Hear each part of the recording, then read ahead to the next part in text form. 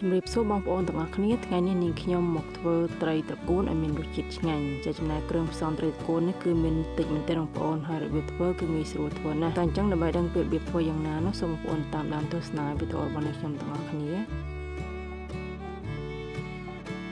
ចំណែកនេះគឺជាគ្រឿងផ្សំដំបូងនេះខ្ញុំ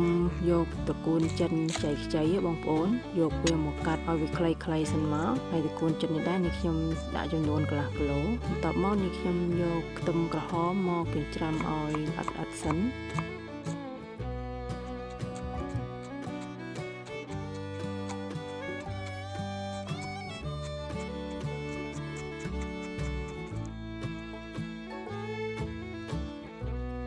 ចំណែកខ្ទឹមសក៏ខ្ញុំយកមកចិញ្ច្រាំដែរ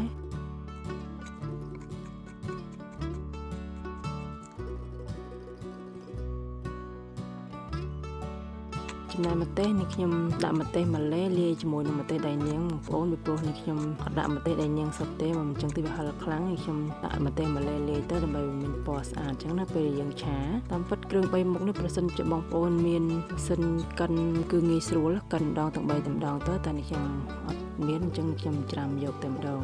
ចំណែកត្រីក្រហមនេះខ្ញុំយកវាមកឆូតជាពីរ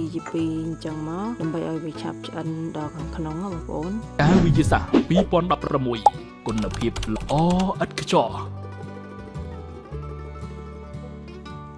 ហើយត្រីក្រហមដែរមួយក្បាលនេះទម្ងន់8ខាំចាឥឡូវនេះខ្ញុំចាក់ប្រេងឆាចូលក្នុងខ្ទះឲ្យក្តៅហើយនេះខ្ញុំរោយម្សៅឆាចំនួន2ចឹបចឹងមកដើម្បីកុំឲ្យត្រីនោះបំពងទៅវាជាប់ខ្ទះហើយពេលឆាវាក្តៅល្មមហើយនេះខ្ញុំដាក់ត្រីចូលតែម្ដង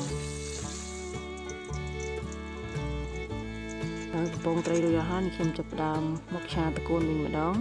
បងនេះខ្ញុំដាក់ប្រេងឆាក្តៅបន្ទាប់មកដាក់គ្រឿង3មុខដែលបានច្រាំទុកមុនហ្នឹងមានខ្ទឹមសខ្ទឹមក្រហមនិងម្ទេសហ្នឹងយកវាមកឆាឲ្យឈ្ងុយសិនមក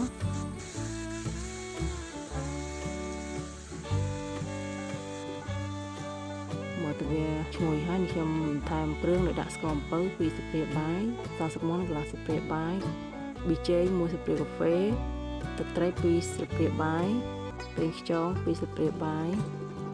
ទឹកអំពិលទុំ2ស្លាបព្រាបាយហើយនឹងបន្ថែមទឹកស្អាតនឹងបន្តិចមកបងប្អូនវាមកវាកោកពេករួចឆាឲ្យគ្រឿងផ្សំនឹងវារលាយសិនមកហើយខ្ញុំដាក់ត្រកួនចូលតែម្ដង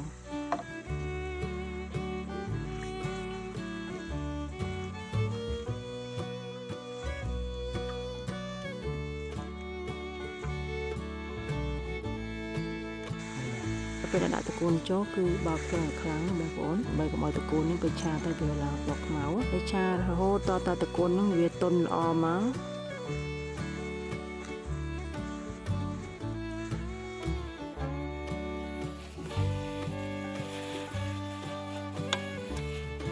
ចាំតវិឆាត្រកួននឹងវាចូលជាតិឲ្យវាទន់ល្អហើយនេះខ្ញុំដួសដាក់ត្រាប់បាតចានអញ្ចឹងមកបន្ទាប់មកយកត្រីដែលបានបំពងរួចហើយនឹងដាក់ពីលើមួយជាន់មកបន្ទាប់មកចាំដាក់ឆាត្រកួនដែលស្វល់នឹងស្រោចពីលើអញ្ចឹងទៀតមកគឺទំនមទៅបងប្អូនអញ្ចឹងវីដេអូរបស់នេះខ្ញុំសូមចាប់ត្រឹមហ្នឹងហើយបងប្អូនកុំភ្លេចចុច like share និង follow page នេះខ្ញុំម្នាក់មួយផងចាសសូមអរគុណសូមជម្រាបលា